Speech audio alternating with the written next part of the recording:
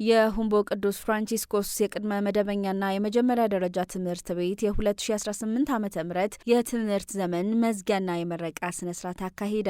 በኢትዮጵያ ካቶሊካዊት ቤተክርስቲያን በሶዶ ሀገረ ስብከት የሁምቦ ቅዱስ ፍራንቺስኮስ የቅድመ መደበኛና የመጀመሪያ ደረጃ ትምህርት ቤት የ2018 ዓ.ም የትምህርት ዘመን መዝጊያና የቅድመ መደበኛ የተማሪዎች ምረቃ ስነ ስርዓት በደማቅ ሁኔታ አካሂዷል። ትምህርት ቤቱ በዘንድሮ የትምህርት ዘመን ወንድ 40ና ሴት 49 በድምሩ 89 የቅድመ መደበኛ ተማሪዎችን በማስመረቅ ወደ አንደኛ ክፍል አዛውሯል። የትምህርት ቤቱ ጊዜያዊ አስተዳደር ሲስተር መስቀል ቀልታ ባደረጉት የእንኳን ደስ አላችሁ ንግግር ለዚህ ስኬት ሰራተኞች ኃላፊነታቸውን በታማኝነት ስለተወጡ፣ ተማሪዎች ስላሳዩት መልካም ስነ ምግባርና የትምህርት ጉጉት እንዲሁም የወላጅ ኮሚቴና የአካባቢው ማህበረሰብ በሙሉ ላሳዩት ንቁ ተሳትፎና ትብብር ልባዊ ምስጋናቸውን አቅርበዋል። የምረቃ ስነ ስርዓቱ ላይ የሶዶ ሀገረ ስብከት ጳጳስ እንደራሴ አባ አለማየሁ ወልደ ኢየሱስ፣ ጊዜያዊ የትምህርት ቤቱ አስተዳደር ሲስተር መስቀል ቀልታ፣ የጠበላ ከተማ ትምህርት ጽሕፈት ቤት ኃላፊ ካሌብ ቶንጃና የወላይታ ሶዶ ዩኒቨርሲቲ መምህር ዶክተር ፍሬው ደጀኔ የተገኙ ሲሆን የትምህርት ቤቱ አስተዳደሮች፣ አጠቃላይ መምህራንና የተማሪ ወላጆችም በቦታው ታድመዋል። መረጃው የሶዶ ሀገረ ስብከት ማህበራዊ